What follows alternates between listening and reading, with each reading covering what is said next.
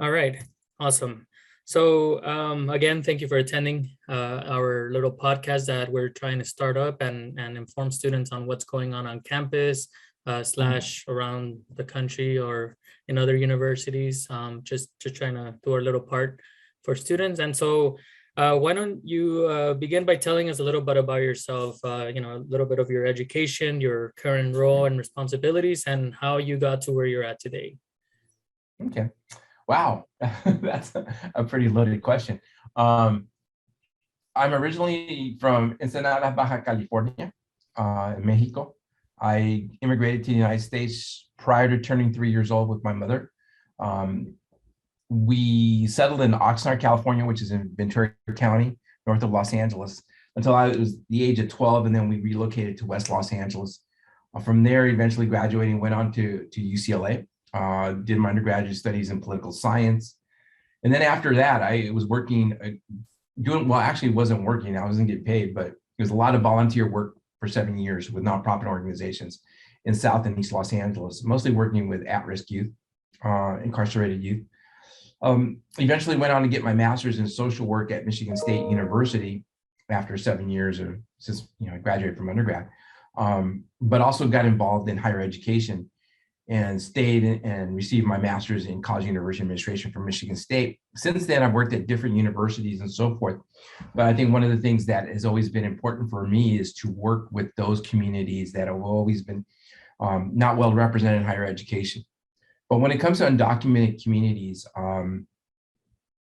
it has always been something that's personal. Having had family members, cousins, uncles, nieces who've been undocumented, and trying to be supportive, especially the generation that came after me, who want to go to college and university, who want to make a contribution.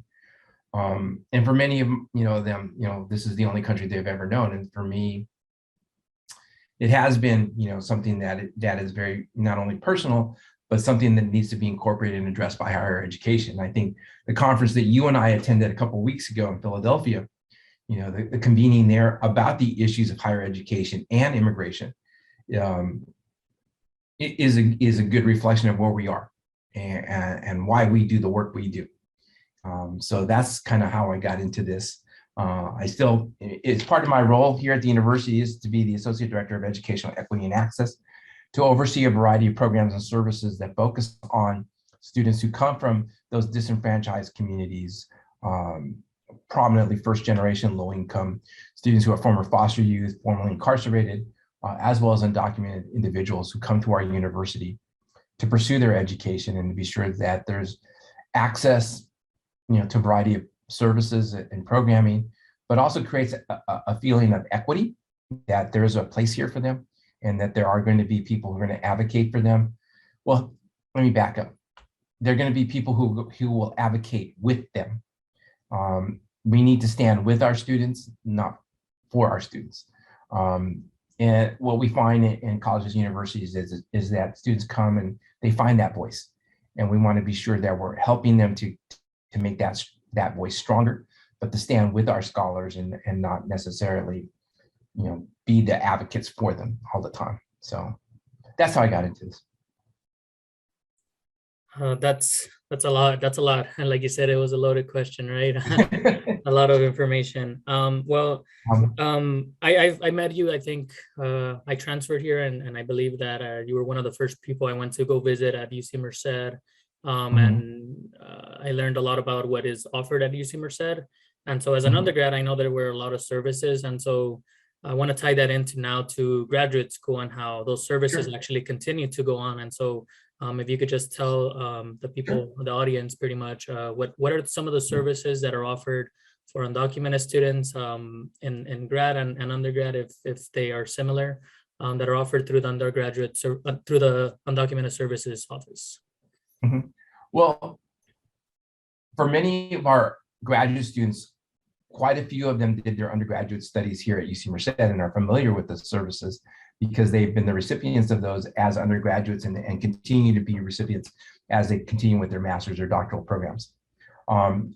Case in point, you you became very familiar as an undergrad and so forth, and then continue to be involved in what we do here at the university, even as a doctoral student. But we do have graduate students who come from other institutions who may not be as aware of what we do.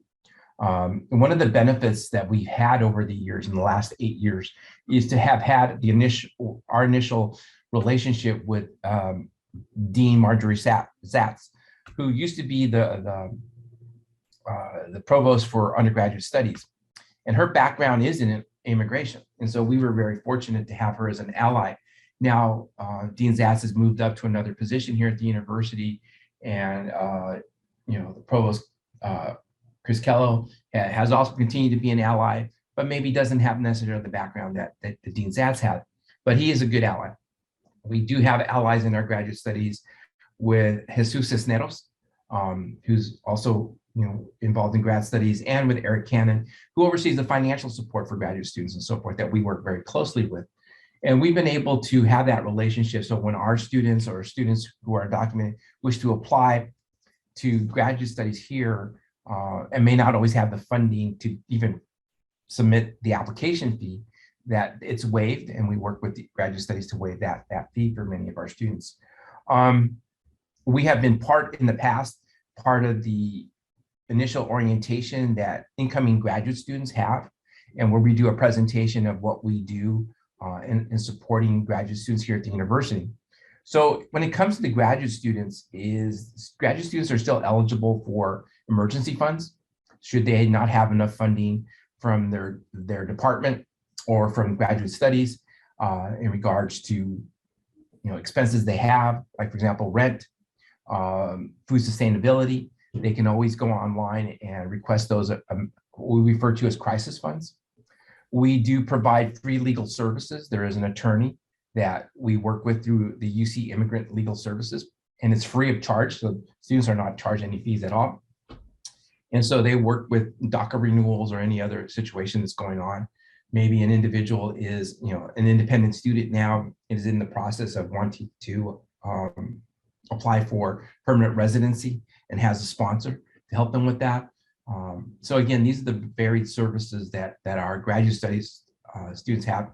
One of the challenges, though, that we've come across, in particular this year, which really concerns me, and trying to find a way of being able to address it better, is we find that this year that we have graduate students who've done their undergrad studies here at UC Merced and now are on an accelerated master's program and have enough funding to pay their tuition, but are not having enough funding from the department to help them out with living expenses, rent, food, and so forth. And because of that, there's limited funding that we can provide in partnership with financial aid, because our crisis funds or emergency funds are considered a form of financial aid. And so when a graduate student is told, when we're hearing from financial aid that the graduate student has already received their allocation of funding from their graduate program already, and that usually comes up in these one-year accelerated programs, that becomes disheartening, because how is this student going to survive, and how are we going to be able to do that? So what we've done is developed a partnership with our food pantry. Out of this scenario, we have developed a more effective relationship with our food pantry, our basic needs office, to help these particular grad students, whether they're undocumented or not. Because what came out of this situation with this one particular undocumented student is that there were other graduate students who are not undocumented who were going through the same thing. So therefore, wanting to be sure that we're able to support them and provide for them access to just basically groceries, to survive, and so forth. That also rapid housing funds are available through the university to assist them with rent, if they need that. So students who are undocumented work with our office in regards to those kind of funds, but students who are not undocumented, who are graduate students, can work still with the Dean of Students office in helping out with that. We always try to direct incoming graduate students or potential grad students who are thinking of applying to UC Merced for graduate studies to Eric Cannon, as he oversees the financial packages that many grad students receive, so that they get off to a good start in understanding the financial support that the university will provide for them, whether they're undocumented or documented or US citizens. We want to be sure that our students have all the information they have, but also know that our offices exist for a variety of other reasons, just beyond the fact that we have these programs, but also the services that will help them during their tenure. We also want to help our students, with the opportunities that exist after they're done with their graduate studies. What's the next option for me? What if I don't have DACA or authorization to work in this country? What are my options now that I have a master's, now that I have a doctorate? What can I do? And we want to be sure that they're well versed in what options are available, especially in the state of California, where Assembly Bill 1159 allows for over 40 professional licenses in the state here for whether you have DACA or not, to actually get professional licenses and follow through on what your career options are, to utilize that education. Having gone through this with quite a few years ago with my own nieces, like, why should I continue with this education? And why should I do this, and so forth. And the thing that I always tell students is the thing that you can control is your education. The thing that's within your grasp is your education. Complete your degrees and so forth. And the time that you're working on this, things evolve, things change. And what we've seen over the last 22 years is a lot of things have changed and evolved, not only nationally, but also here in the state of California. One of the things, Edgar, you and I, kept hearing from people from other states when we were in Philadelphia was, well, California is like light years ahead of everybody else. We want to be like California and so forth. And that says volumes about the leadership of the state, but also says, and importantly, and the thing that came out of that convening also was a lot of things, including DACA, evolved because of young people. It wasn't like Barack Obama had this like illumination of an idea to create, DACA. It wasn't Janet Napolitano says, what can we do? It was students whose voice got louder and louder. We want to get our education. We want to make contributions. This is the country, this is our country. This is the only one we've known, and so forth. And what we've seen with DACA is it's empowered 640,000 young people across this country in providing them the opportunity not only to pursue educations, pursue careers, help financially sustain their families, but also making positive contributions in so many ways, economically as well as socially. And we just can't ignore that. And so we need to be sure that our graduate students that are coming to UC Merced are well versed in the opportunities that still exist beyond the degree attainment. So I definitely agree with you on pretty much everything you said in terms of how ahead we've been in the past couple decades in terms of at least immigration legislation, not just here in California, but in the United States overall. I saw the DREAM Act evolve from pretty much nothing to this DACA program that exists now, and it was definitely something that I did not expect at all when I was going through community college, and it was a great surprise. I mean, it was not the complete fix, but it was definitely something that allowed more of us to do more with our education or more with our lives. Because unfortunately, the only difference between an undocumented person and another person that is from here is a document, right? And so ultimately, everybody has a dream. Everybody has something to look forward towards.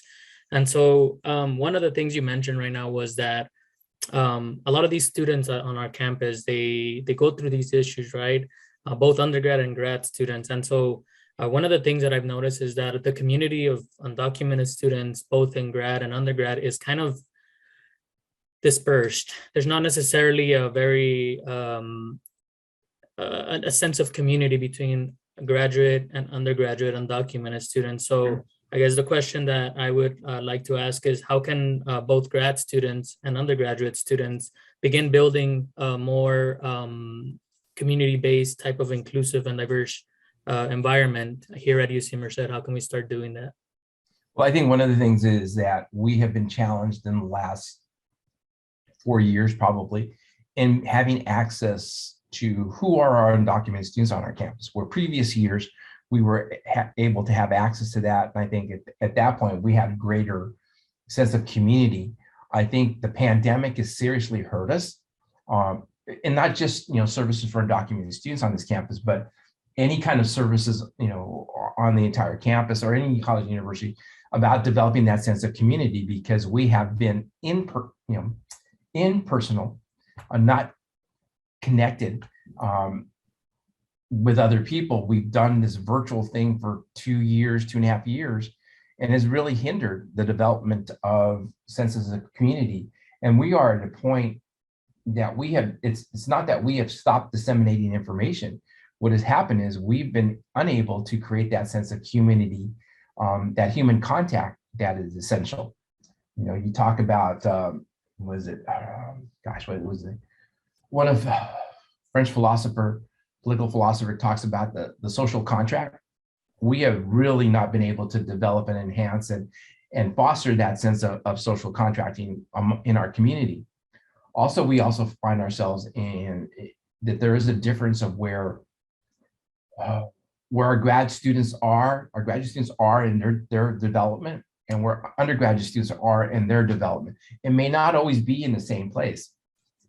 What do I have in common with undergrad students when I am currently working on my dissertation or my research and so forth? I may not always have that time to feel that sense of community. But I've seen other communities at other colleges and universities. It didn't matter about whether you were a doctoral student or you were a incoming first year student. There has been elements of senses of community and supporting of one another and so forth. It's something that we have to reinvent again, because prior to this pandemic, our undergrad students and graduate students were highly involved, and a lot of it had to do with so many of our grad students having done their undergraduate studies here and having been involved in the initial development of community among the undocumented community here at the university. And then it kind of carried over into their graduate studies, and they still were involved, with the undergraduate students here. But this pandemic again has created a divide in that sense of community. And like I said, we're feeling like we're starting all over. There's nothing frustrating for me than we continue to disseminate information, and there are scholars asking questions of our office and like, wait a second, that's information we've shared with you, over the last academic year. Some of the things that's frustrating sometimes is students who did not renew their DACA in time. Oh yeah, my DACA expired 2 weeks ago. And we're saying, wait a second, we keep telling you that within 365 days of expiration, you should start getting the paperwork ready for the renewal. And really, you should give yourself at least 3 months, if not more, to start the renewal process. But some, students just, it just gets through them. They get too involved. They get too busy. I mean, I had one doctoral student, it's about to expire. Yeah, but I've been so busy working on my dissertation and getting my research done and so forth. And I understand that. We do. But, this is also something about, your ability to continue to be able to do that dissertation and the research, because you need lawful presence to continue to do that. And this is why the importance of DACA is. But, and when you have a strong sense of community, everybody looks out for each other. Everybody reminds each other, hey, don't forget to do this, or this is coming up. But, we feel like we're at the ground floor of rebuilding our sense of community here at the university. So I wish I had an answer for you, Edgar, in regards to, what more we can do, but we're starting from scratch all over again. We're able to get information out, but we are not able to get that human contact together yet. Right. And so UC Merced right now, and you've answered some of the questions I actually have here already with COVID-19 especially, but UC Merced right now is pretty much ending their mask mandate in a sense, I believe tomorrow. So masks are no longer going to be mandated within the buildings and so on and so forth. So do you think that maybe holding a convening just of undocumented students at UC Merced, both grad and undergrad, would be something that the Undocumented Services Office would be willing to do to get this human contact back, just so that, meet and greet between, doctoral students, master's students, and undergraduate students, or do you see that in the near future? I know Undocu Week is coming up, and so are some of these things that are going to improve that human contact going to be implemented within the next few months or within the next year? Well, The Undocu Week is hopefully an opportunity, a first opportunity to really reestablish our community, our community here at UC Merced, but also to start looking at the identity of undocumented students. And let me kind of explain that, because that kind of like, it's kind of broad in general. It's important for us to reestablish that sense of community and the support for one and each other. No, and class standing, whether you're fourth year, first year, or graduate student, doctoral student, should play a role in that. It's about having a sense of community, a sense of belonging, that I'm not the only one. And the kind of landscape is changing, and it has changed for the last 3 generations of new students coming into college and university across the country. As each generation, the last 3 generations, we see the percentage of students not having DACA increasing. And this coming fall, we're looking at probably more than 80% of incoming college students across the country coming into colleges and universities without DACA. And when we look at our grad students, the majority of our grad students have DACA. The majority of our fourth years have DACA. How do we support those individuals who are incoming to our institutions who don't? And we need that sense of community to support one another. We need to be able to share, I'm here for you. Let me tell you what my journey was like, and so forth, to develop that sense of mentoring. One of the things that we're looking at is our open house that we're planning to have here, because we do have a new resource center, our Monarch Center, to have the hub that students can come here. And already students have been coming here, so the word's getting around. So students come in here to microwave their food. They come in here to study. They come in here to ask questions. Our volunteer program has grown significantly. I know that you and Maria Ramirez Loyola have done significant work in trying to unify the grad students who are undocumented and so forth. But we also need to talk about how we as a community as a whole evolve and interact and engage and support one another. Especially those graduate students who have not done their undergrad studies here at UC Merced and maybe don't have that sense of identity with the campus in regards to what that experience was like here. So there's work to be done. We hope that the Undocu Week will be the first step in that. We hope that we have lost our undergraduate student organization that for many years was active and very strong, and even was Organization of the Year a few years ago. But the pandemic really did hurt that leadership in that organization, and we need to revive that organization, because look, one of the things that's important to me is that anything that we do, any program, any service, any evolution must be led by a student voice. And students need to take ownership for that. Not because of the empowerment that happens, is because people in administration will listen to students. And it's important. But the thing is that, if we're not unifying that voice, in regards to what needs to be done, what work we still do, there's always going to be work to be done. I mean, we cannot be content that we are doing these amazing things and UC Merced gets this great recognition and acknowledgement for all the great things that we do, if we are not continuing to evolve. And I think the incoming class, like I mentioned before, more than 80% will not have DACA. We need to meet that demand for what those students are hoping to have here, as far as opportunities to have experiential opportunities, paraprofessional development opportunities, getting ready for the possibility of applying to graduate programs and so forth. And how will I finance that? We need to be thinking that. And our graduate students are the voice that can provide, the leadership and saying, hey, this is how I did it. This is how I'm surviving. And this is what I had to do. And we will continue with our Undocu Scholar Academy, which is a 7-week program that we provide for undergrad students to better help them to understand what their career opportunities will be like, whether they have DACA or not, whether they become independent contractors, whether they become, create their own LLCs, their own companies, and the funding is still available. And a new program that the state of California just implemented is the California Dream Fund, to help undocumented immigrants be able to apply for startup funds for their own businesses and so forth. And helping our young scholars understand that there are opportunities. That, yeah, California leads the way, but that doesn't mean we have the answer.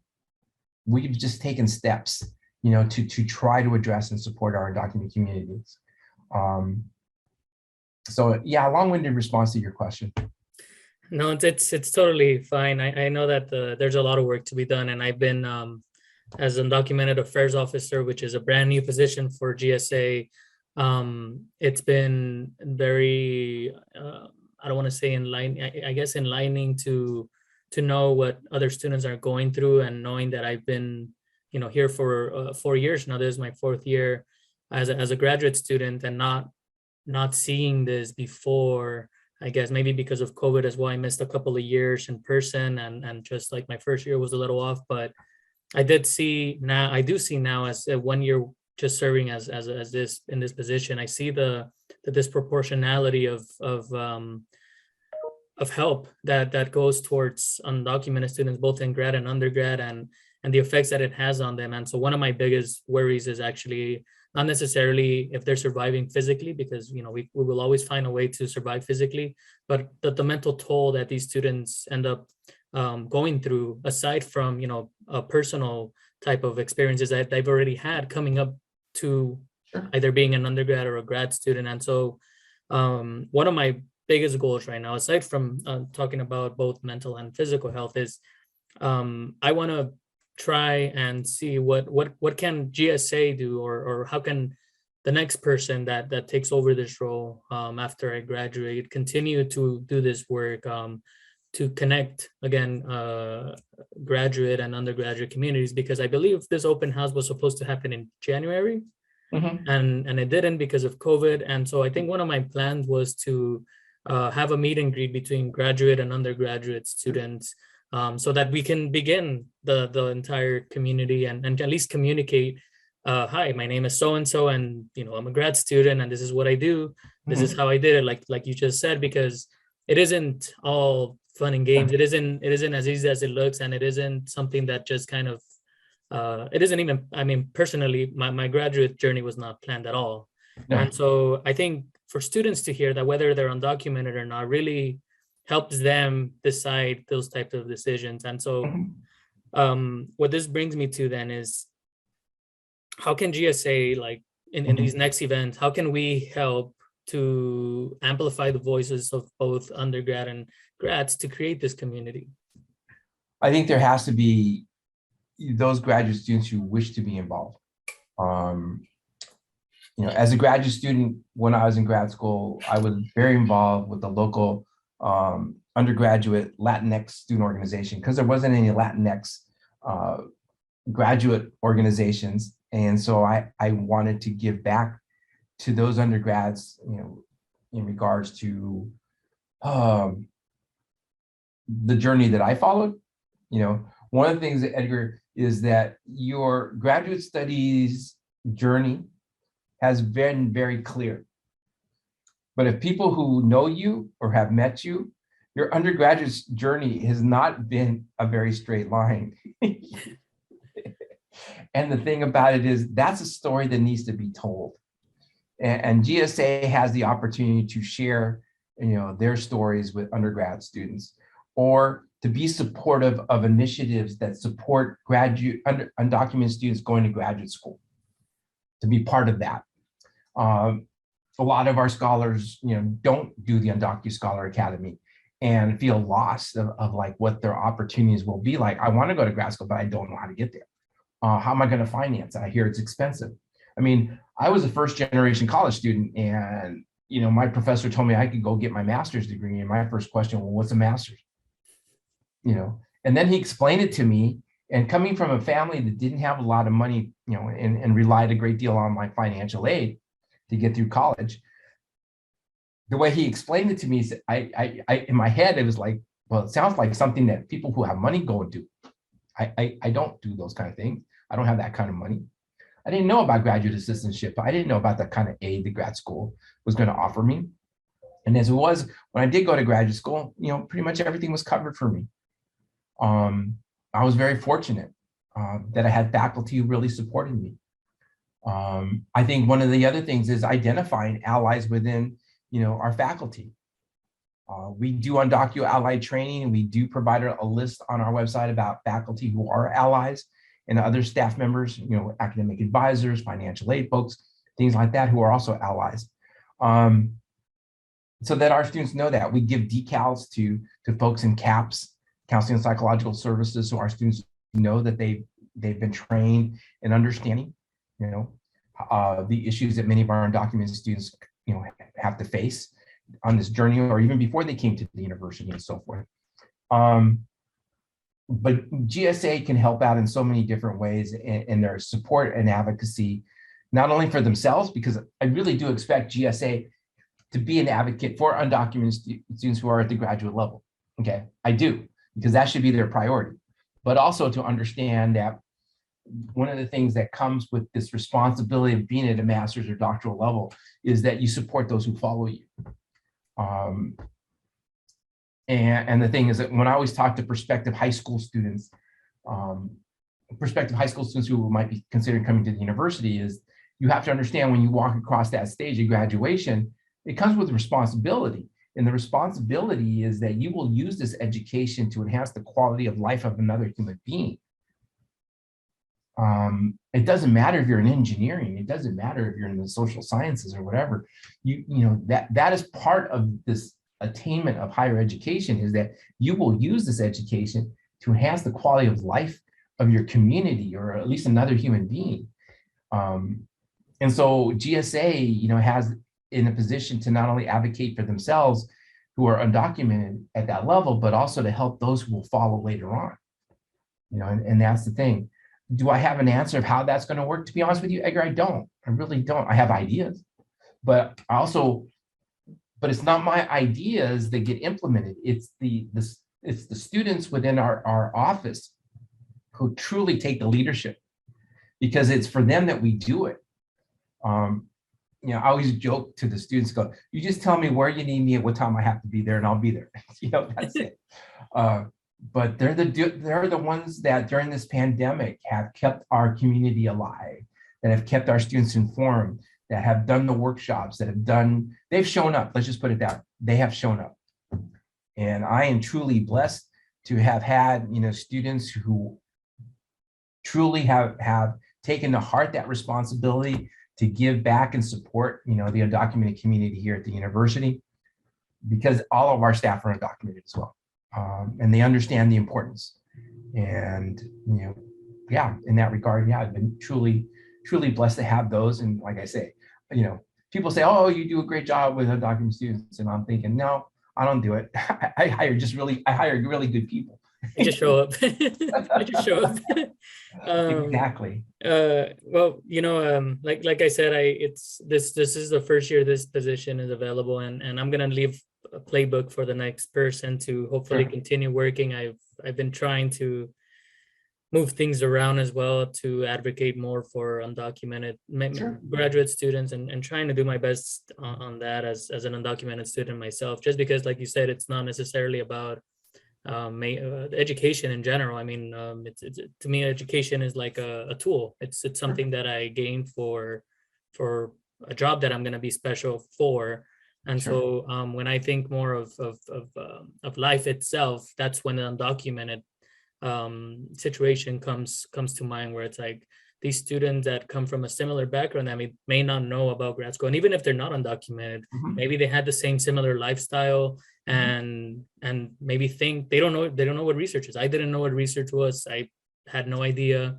I didn't know what grad school was. And honestly, I think one of the things that did help out was another undocumented student that was part of UROC. And well, he was doing UROC, I was doing summer school, and every time we'd meet up, he'd tell me about, oh, we learned about this, we learned about the application process, we learned about the GRE and how to apply. And once I started talking to him and other colleagues about what it was, it just seemed like the next step from undergrad. Like, oh, you do applications, you do statements, take a GRE. Same thing when you go from high school to undergrad. You do the SAT, you do applications, you do this. And it seemed to me like kind of like a common sense type of thing where it's like, okay, that it doesn't seem so bad. Sure. And I was a bit intimidated, honestly, because there was a lot of people that made it seem like, oh man, it's super hard to be in grad school. It's super hard just to get in and everything. So um, now that I've been in grad school and I've actually served for UROC and other mentoring programs, it really does feel good to not just tell my side of or my story, but to Sure. see students take that and run with it, where it's like, now I have colleagues in my department or in other professional programs that were educated through programs such as these, and we're able to go into graduate school, we're able to go into those programs, and it just it really makes me feel like these type of programs, whether it's undocumented services, because that's how I met my colleague that Mhm. taught me about this, or whether it's something like UROC. It's crazy how UC Merced is actually really trying to push the envelope for graduate education, where it's like, well, we're not just trying to get you to come to grad school, but we're trying to educate you on what that is. So what is like Mhm. going to grad school? What Here are some of the students and here's what they do. They're going to tell you about their actual life, and that grad school is for them, what grad school for them is. And so I think that UC Merced is on the right path, and it's going to take a lot of work to get back to where we were in terms of undocumented services and our undocumented community, but I think we can do it. Absolutely. Go ahead. But UROC, you mentioned UROC, and UROC has been a great conduit for us in regards to that we promote it to our scholars and our students at the undergraduate level. And the reason is for the same reasons that you're saying. It prepares you for the eventuality of how to apply for grad school, the importance of grad school and so forth, and things like that. But it also, the UC Leads program within the UROC provides the opportunity for undergraduate research for students who are undocumented but do not have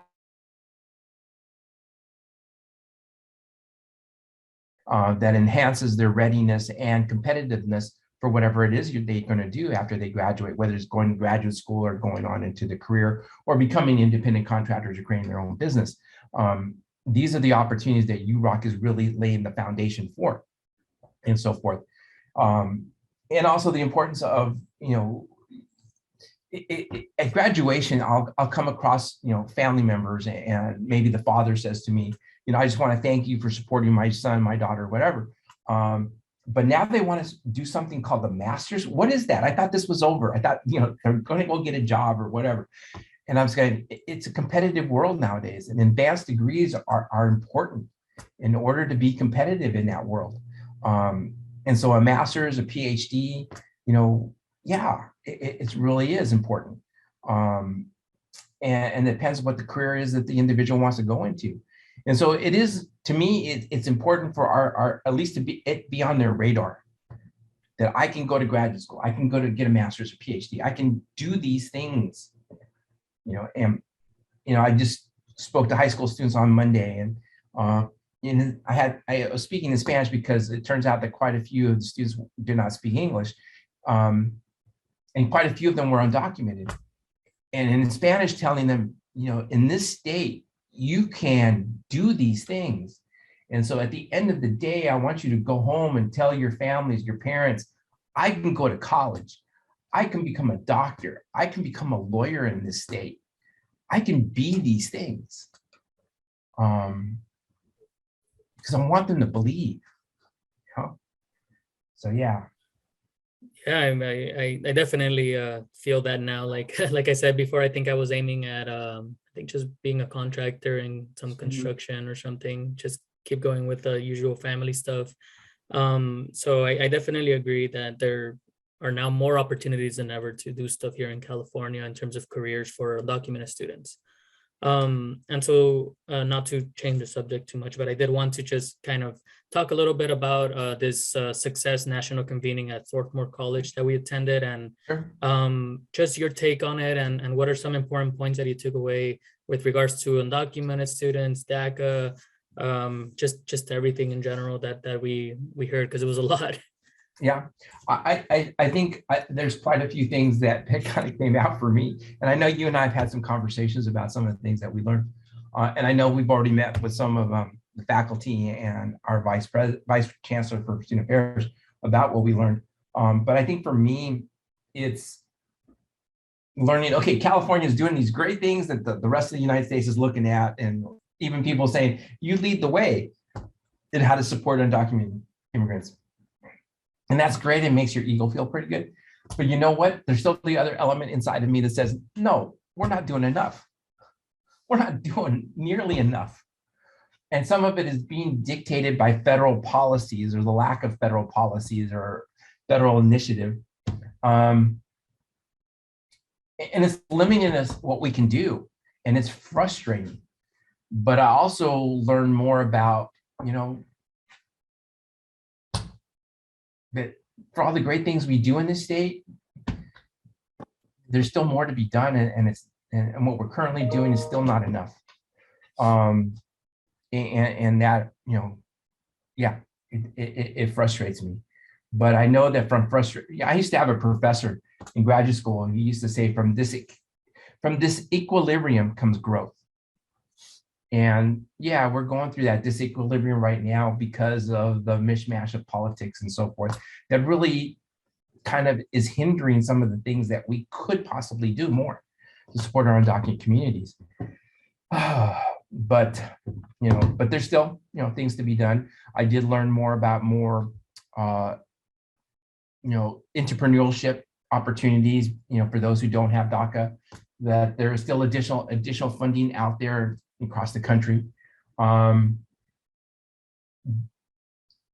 the thing is that we need to, you know, one of the things is they had a Yale law school professor there. You know, if you recall, there were two gentlemen who were, you know, speaking to us, and one of them was a law professor, and he was talking about, yeah, you know, this is the shape of politics right now. He first gives this very gloomy perspective of, you know, that Congress is going to probably in the next election, you know, 2024, you know, that Congress will probably shift to the Republicans, and that Jim Jordan will probably be the chair of the Judiciary Committee, and that McCarthy will then become the Speaker of the House. How that's going to impact additional initiatives, you know, for immigration reform, not really sure. Because I know that there have been bipartisan efforts in the past, especially when the Trump administration tried to discontinue DACA, that a lot of, you know, whether you were Republican or Democrat, saw the value of these young people, these amazing young people, and the contributions they were making, that we needed to support them, and there were bipartisan efforts to keep that going. We don't know what the Supreme Court is going to rule, you know, because eventually DACA is going to go to the Supreme Court. And, you know, the nomination of Judge Jackson, you know, right now, you know, looms very brightly in regards to having her on the Supreme Court. Supreme Court Justice Roberts, you know, though a conservative, has always been a fair individual. Kavanaugh and Gorsuch and everybody else, I'm not really sure where they'll go. And these are the things that we have to be aware of. What it reminded me is that we need to make our students aware that this is happening, where the seriousness of what's happening right now and where things are. You know, I send emails to our students here, giving them updates about the status of DACA and so forth, and politically what this all means and so forth. I don't always know if they read them, or some guys they read them, and I'm not really sure if they really truly understand the politics of things. I give them the benefit of the doubt that they do, you know, but we really need to make our communities much more and more aware of the seriousness of where we're at right now, not just with DACA, because, you know, DACA is only 640,000, and we're talking about a couple million more young people, you know. And one of the things that's very frustrating for those non-DACA individuals is that all the attention is given to the DACA students. And what about me? You know, I don't have DACA. What is available to me? And we can't forget that. And that was reinforced in that convening as well. That our, this is why we don't use the word DACA or DACA students in our conversations. We don't use it in our publications. I have to, for lack of a better term, I have to correct my colleagues on campus sometimes because, well, we need to support DACA students. Well, not everybody has DACA, we need to support our undocumented students, and you need to understand what that means. Students in the University of California system have asked the University of California not to use the term dreamer. And the reason is because it excludes my parents. Excludes, is an acronym from the DREAM Act that was created by politicians, not by undocumented immigrants, and so forth. So being respectful of our students, no matter what their status is important, that we be all inclusive. I agree. And I think one of the things that always runs through my mind is it's again, this education topic, especially because education, I've seen it more as a tool rather than a lifestyle. And so it wasn't until recently that I started getting very involved in a lot of these organizations, committees, councils, you name it. I've just trying to learn and do my part to advocate again for undocumented students. And you're right. One of the things I've learned is this misconstruence of what undocumented is. And I think that what people don't understand is that undocumented is a grouped type of people that are not necessarily grouped by race or anything, but by laws. It's something that separates people by law, and it's each person. Like that is a law that something that passed that separates us from those that have AB 540, and some of us may have AB 540, but some of us don't, and then some of us don't have AB 540, and so on and so forth. So this undocumented population is not necessarily different, I think, peoples. They could be the same ones, but it's the laws that end up separating us and making us, again, into these broken type of communities that are non-existent in reality. In reality, we're all undocumented, right? And to be honest, what I tell my friends is I prefer the term alien, just because it at least puts us all in one place and we're all, not from this world, and that's totally fine by me. Because dreamer, DACA student, documented, I don't ever try to go with those terms. It really doesn't make sense. I'm just like, I'm just an alien from another planet, and that's it. I'm from the planet Mexico, and that's that's where I come from. We're a little bit browner over there, but it's just because of the equator.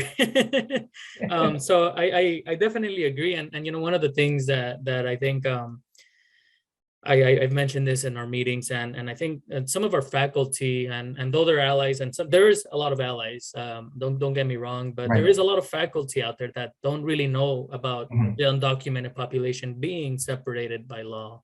And so, one of the things that I would like to implement is just, go in and just tell them like, oh, this is what undocumented students are, and how they're separated by law, and how we can do better by them if possible. Because I think that, aside from the funding that Grad Division provides, and it is a lot in financial aid as well. And I mean, I'm super grateful, because obviously I'm here. I wouldn't be here without all of the help from everybody. But, advisors also provide funding, and it could be whether it's state or federal. There's funding that they provide or can provide, and they may not know how to provide it for specific undocumented students, right? I personally had to kind of inform my advisor, like, oh, hey, I'm a DACA recipient, but I can work. I can be a TA. I can do this. There's certain money I can't touch, but I can do state money. So throughout my 4 years, I've been kind of talking to him and in a sense educating him on what my status is, and how can he help me and help each other out. And I think after a while he kind of like, he got the hang of it. And like I said, recently he encouraged me to apply to a fellowship that I did not think I was going to even qualify for, because it stated permanent resident slash citizen. And he's like, just apply. What's the worst that can happen? They tell you no, you get disqualified. It's totally fine. So I applied, and it ended up being that I did fit the criteria for what they considered resident. And so I ended up getting the fellowship, and I felt like it was because I had given my advisor the courage to give me the courage to apply to these type of fellowships that were not that I would never consider, and I think that is something that I would like to kind of keep going and help other faculty. Maybe they don't have a undocumented student now, and maybe they will run into one that's passionate about their research, and they don't know how to go about funding them or even talking about it. Maybe not all undocumented students are like myself and don't like being called aliens and don't like talking about being undocumented. I don't really mind, because it's just a piece of paper ultimately, that separates us from being citizens, right? And so this leads me to my next point, which is, as undocumented students, we continue to kind of be put kind of, in a sense, to the side compared to everybody else. And we are trying to make the campus more inclusive towards everybody, right? A lot of institutions are implementing programs that are funding undocumented students. And one of the things that I've learned, though, while attending Success, was that most of these universities were private. And so it kind of, in a sense, discouraged me a little bit, because I know that private university funding is like you can't really, you don't know what's going on behind the curtain, as opposed to public universities, you're always showing your hand. And so what do you think can be done, or what do you think we can take away from other institutions, or should we begin collaborating more with other institutions to see where the UC system in general can grow and serve more of these undocumented student populations that, again, are separated by law? The thing is that your point to private versus public is that privates pretty much can do whatever they want. Prior to the California Dream Act, which provided financial aid for undocumented immigrants, I would direct, students who wanted to go to college, I would direct them to Jesuit universities like Loyola Marymount, Santa Clara University, University of San Francisco, because the Jesuits have a philosophy of social justice. And usually they would come up with the funding to help undocumented students. However, at that time, it was very limited, the number of students they could help. But again, that's the flexibility that a private university has. Public universities, we're accountable to where the funding goes. In the state of California, the UC system in the Cal States, the governor, or the previous, Governor Newsom and Governor Brown before him, were very clear in when they submitted their annual budget of what funding was going to be available, not only for the University of California and the Cal State systems, but also some of those fundings going to undocumented students. And they were very clear. And what we've seen is the state legislature being very supportive of that and approving that. So, however, it's at the federal level that we don't get that same support, or else undocumented students would be eligible for the Pell Grant, which would be substantial, much more aid, and to help our students and so forth. So it's again going back to the situation of politics, and again being in a state that is very, very supportive of undocumented immigrants in our communities, versus those states that are not. I mean, you look at the states of Georgia and Alabama and Mississippi that clearly outlaw undocumented immigrants attending higher institutions of higher education. However, there is a bill going through the state of Georgia right now to hopefully address that undocumented immigrants can attend college and universities. There's Emory University in Atlanta, Georgia, that does accept and helps finance undocumented immigrants. Why? Because it's a private university. Even though the state legislature has said, and bans undocumented immigrants from attending any state, university in Georgia. So there are people of conscience, people who are, about equity and access, at universities across the country, and they have that flexibility because they are private. But public universities, we are, limited and have shackles on us that, we can only do so much, but unfortunately in California, there's a lot more we can do than, say, other states. Right, I definitely agree. So come on, federal government, give us the money. So I know we're short on time now, and so before I let you go, I just wanted to give you the last word. Anything that you'd like to say to undocumented grad and undergrad students about whether it is, continuing with school, collaborating more, whatever it is that you'd like to say. This would be a great, I think, a perfect way to end it. I would hope, and maybe this is a conversation for me to have with Dean Kello, but going back and it's been a while since we were involved in the new graduate student orientation. I would like to be back into that to provide for those incoming graduate students and graduate students who are going to be TAs to help them understand about the services our office provides here at UC Merced for both graduates and undergraduates, but also for those who are going to be TAs, because they're going to come across students in their classes that are undocumented and may not always know how to support them and so forth. We do have faculty who in their syllabus will list, sources of resources on campus. And there are faculty who have included the services for undocumented students on their syllabus and so forth.